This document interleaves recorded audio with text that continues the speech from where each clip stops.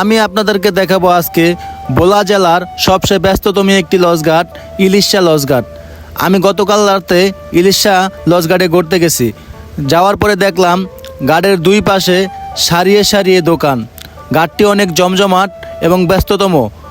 ভোলা জেলার প্রত্যেক জায়গার মানুষ এখান দিয়ে দেখি ঢাকা যাতায়াত করে।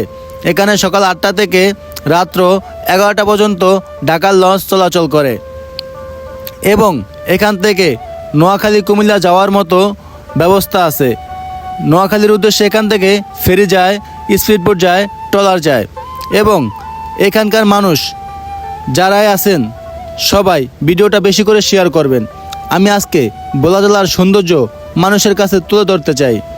এখানে দুই পাশে সারি সারিয়ে দোকান, চার দোকান, কফির দোকান এবং বেশ কিছু রেস্টুরেন্ট আছে। এই রেস্টুরেন্টে নদীর তাজা তাজা মাছ পাওয়া যায়। যদি কেউ কখনো ইলিশা ঘুরতে যান, একবার হলেও এই রেস্টুরেন্টে খাবার খেয়ে ট্রাই করবেন।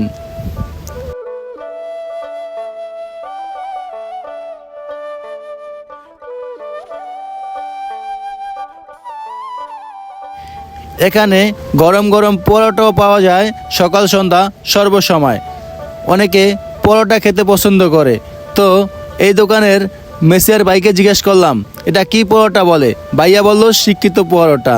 খুব মজাদার ছিল বিষয়টা।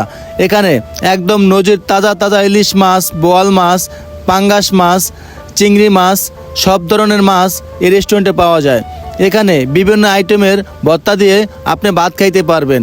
মনে করবেন মনে হইতাছে আপনি নিজের বাসায় খাইতে আছেন। এখানকার খাবার অনেক সুস্বাদু এবং মজাদার। চিংড়ি মাছ তো অনেকের অ্যালার্জি, ইলিশ মাছ অনেকের অ্যালার্জি, তারপরেও কিন্তু এখানে আসলে এখানের খাবার যে টেস্ট তারপরে খায়, কারণ খাইতে অনেক মজা লাগে এখানকার খাবারগুলো। ইলিশা ঘাট একটা ভোলা জেলার জমজমাট একটি ঘাট। এখান থেকে বরিশালের উদ্দেশ্যেও কিন্তু সকালে বিকালে দুপুরে লঞ্চ চলাচল করে। ভোলা জেলার কে কোন জায়গা থেকে আমার এই ভিডিওটা দেখতেছেন একটু কমেন্ট করে জানাবেন। তো যারা ভোলার মানুষ আছেন সবার ভালোবাসা চাই। আমি বরিশাল মেহেন্দিগঞ্জ উপজেলার ছেলে।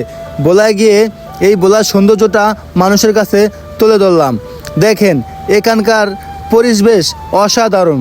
দুই পাশে সারিয়ে সারিয়ে দোকান এবং ব্যস্ততম একটি ঘাট ভোলা জেলার, সেটা ইলিশা লঞ্চঘাট। এখানে দেখেন কি পরিমাণ মানুষ এখান দিয়ে ঢাকায় যাতায়াত করে। ভাড়াও কিন্তু একদম কম। ঢাকার ভাড়া মাত্র 300 থেকে 400 টাকা। তো ভিডিওটা সবাই বেশি করে শেয়ার করবেন। ভোলাবাসী যারা আছেন আমাদের পাশেই থাকবেন। আমি বরিশাল মেহেন্দিগঞ্জের ছেলে। ভোলাবাসীর ভালোবাসা চাই। ভোলা জেলার সৌন্দর্য আমি আবারও তুলে ধরতে চাই।